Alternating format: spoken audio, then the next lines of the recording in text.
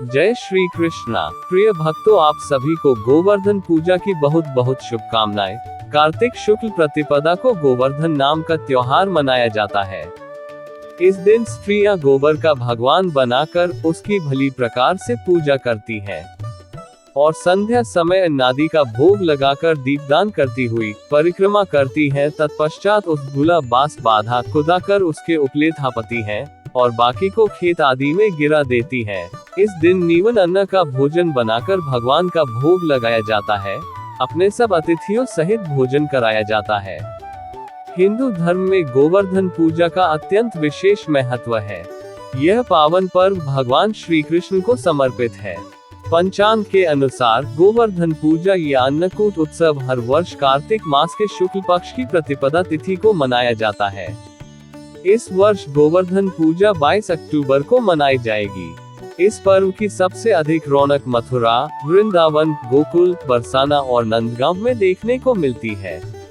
इस दिन गोवर्धन पर्वत और भगवान श्री कृष्ण की पूजा का विशेष विधान होता है। गायों का सुंदर श्रृंगार कर उनकी पूजा की जाती है।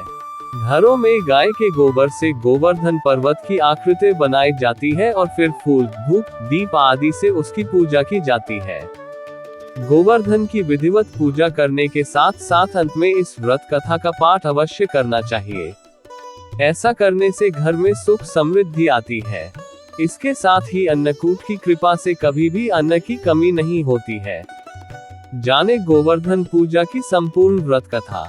गोवर्धन पूजा की कथा।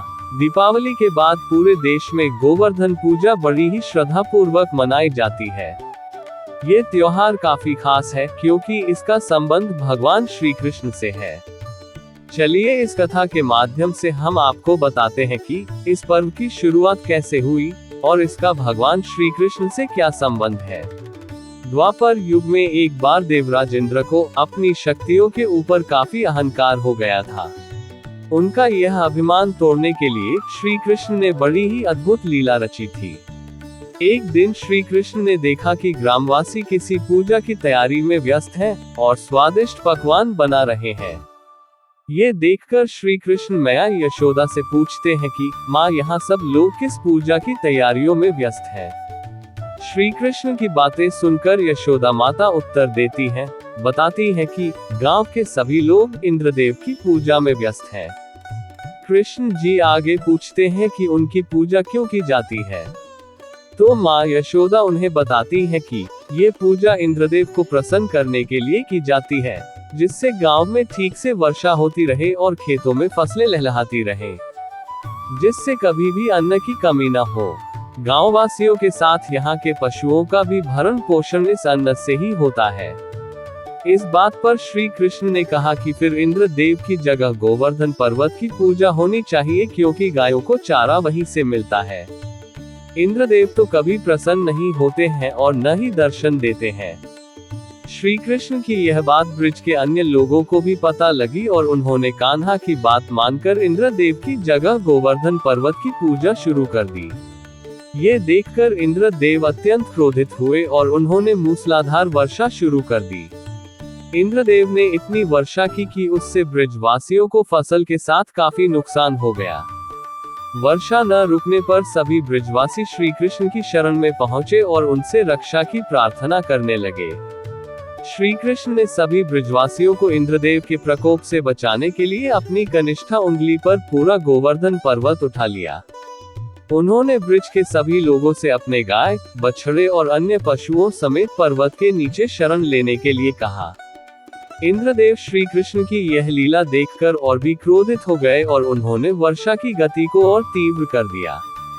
तब श्री कृष्ण ने सुदर्शन चक्र से कहा कि आप पर्वत के ऊपर विराजमान होकर वर्षा की गति को नियंत्रित करें और शेषनाग से कहा आप मेढ़ बनाकर पानी को पर्वत की ओर आने से रोकें।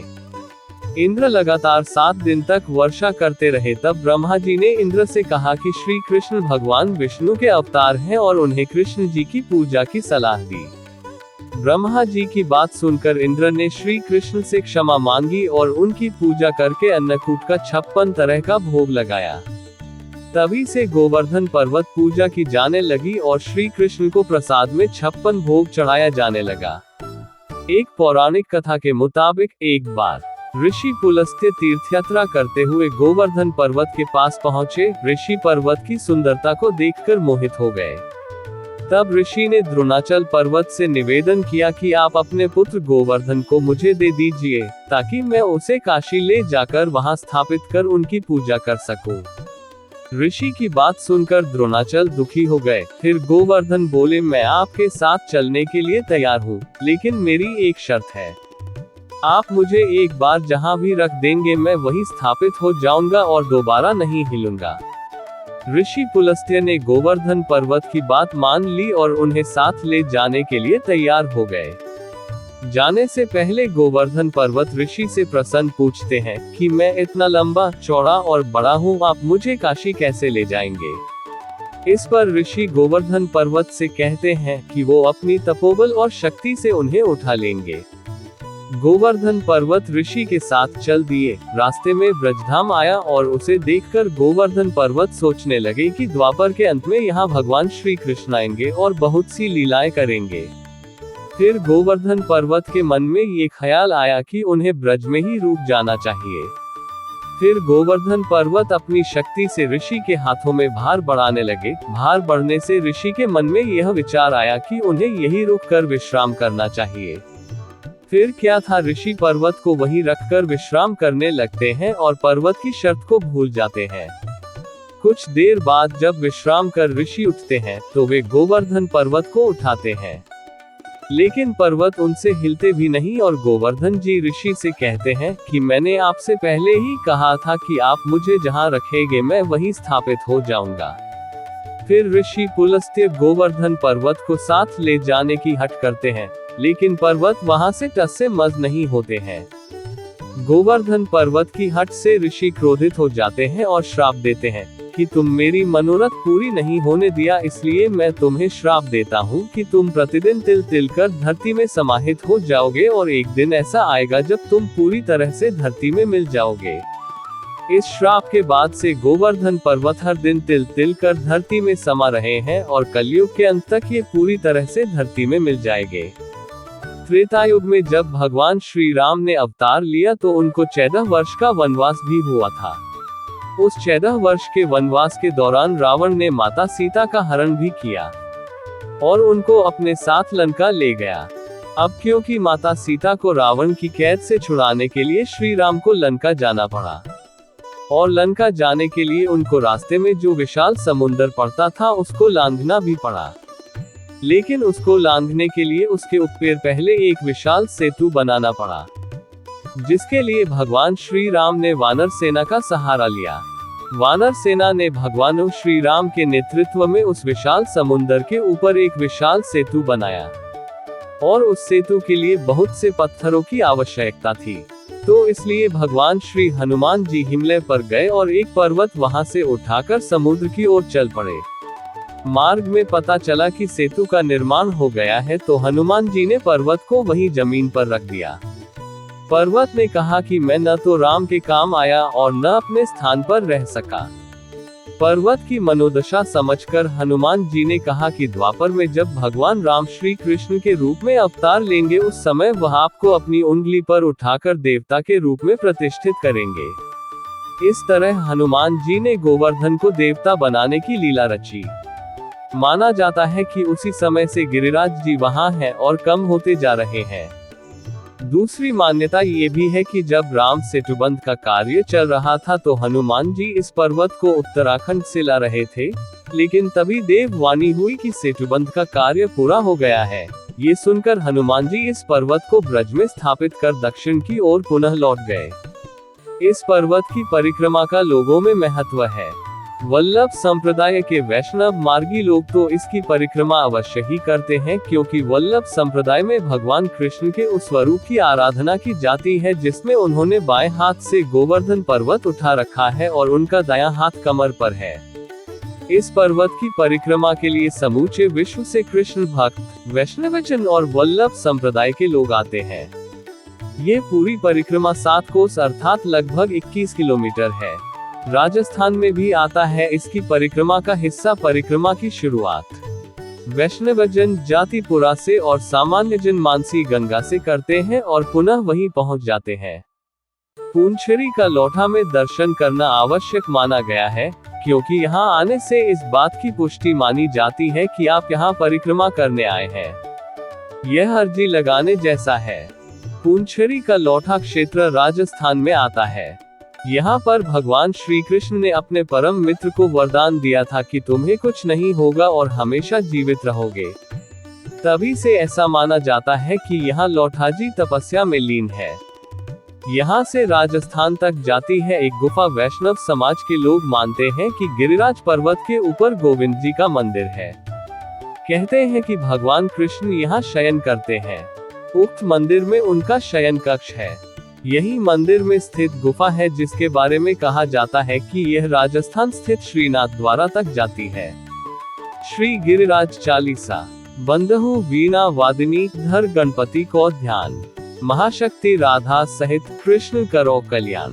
सुमिरन कर सब देवगण गुरु पितु बारंबार, वरनो श्री गिरिराज यश निज मति के अनुसार। जय हो जग बंदित गिरिराजा, ब्रज मंडल के श्री महाराजा। विष्णु रूप तुम हो अवतारी, सुंदरता पर जग बलिहारी। स्वर्ण शिखर अति शोभा पावे, सुर मुनिगण दर्शन को आवे। शांत कंदरा स्वर्ग समाना, जहाँ तपस्वी धरते ध्याना। द्रोणागिरी के तुम युवा राजा, भक्तन के साधो हो काजा। मुनि पुलस्त्य जी के मन भाए, जोर विनय कर तुम कुलाए। मुनिवर संग जब ब्रज में आए, लखी ब्रज भूमि यहाँ ठहराए। विष्णु धाम गोलोक सुहावन, यमुना गोवर्धन वृंदावन। देव देखी मन में ललचाए, बास करन बहु रूप बनाए। को वानर को मृग के रूपा, को वृक्ष को लता स्वरूपा। आनंद ले गोलोक धाम के, परम उपासक रूप नाम के। द्वापर अंत भये अवतारी, कृष्ण चंद्र आनंद मुरारी। महिमा तुम्हारी कृष्ण बखानी, पूजा करिबे की मन ठानी। ब्रजवासी सब लिए बुलाए, गोवर्धन पूजा करवाए। पूजन को व्यंजन बनवाए, ब्रजवासी घर घर ते लाए। ग्वाल बाल मिली पूजा कीनी, सहस्त्र भुजा तुमने कर लीनी। स्वयं प्रकट हो कृष्ण पुजावे, मांग मांग के भोजन पावे। लखी नर नारी मन हर्षावे, जय जय जय गिरवा गुण गावे। देवराज मन में ऋषि आए, नष्ट करन ब्रज मेघ बुलाए। छाया कर ब्रज लियो बचाए, एको बूंद न नीचे आए। 7 दिवस भई बरखा भारी, थके मेघ भारी जलधारी। कृष्णचंद्र ने नख पैर धारे, नमो नमो ब्रज के रखवारे। कर अभिमान थके सुर राय, क्षमा मांग पुनि स्तुति गाय। त्राहिमाम मैं शरण तिहारी, क्षमा करो प्रभु चूक हमारी। बार बार बिनती अति कीनी, 7 कोस परिक्रमा दीनी। संग सुरभि ऐरावत लाए, हाथ जोड़कर भेंट गहाए। अभयदान पा इंद्र से हाय, करी प्रणाम निज लोक से धाये। जो ये कथा सुने चित लावे, अंत समय सुरपति पद पावे। गोवर्धन है नाम तिहारा, करते भक्तन को निस्तारा। जो नर तुम्हारे दर्शन पावे, तिनके दुख दूर हवे जावे। कुंडन में जो करे आचमन, धन्य धन्य वह मानव जीवन। मानसी गंगा में जो नहावे, सीधे स्वर्ग लोक को जावे। दूध चढ़ा जो भोग लगावे, आदि व्याधि ते ही पास न आवे। जल फल तुलसी पत्र चढ़ावे, मनवांछित फल निश्चय पावे। जो नर दे दूध की धारा, भरो रहे ताको भंडारा। करे जागरण जो नर कोई, दुख दारिद्र्य भय ताही न होई। श्याम शिला में निज जंत्राता, भुक्ति मुक्ति सर्वस के दाता। पुत्रहीन जो तुमको ध्यावे, ताकु पुत्र प्राप्ति हवे जावे। दंडोती परिक्रमा करही, ते सहज ही भवसागर तरही। कले में तुम सम देव न दूजा, सुर नर मुनि सब करते पूजा। दोहा, जो यह चालीसा पढ़े सुने शुद्ध चित लाया। सत्य सत्य ये सत्य है, गिरव करे सहाय। क्षमा करहु अपराध मम त्राहिमाम गिरिराज। देवकी नंदन शरण में गोवर्धन महाराज। श्री गिरिराज चालीसा संपूर्ण। जय श्री कृष्णा।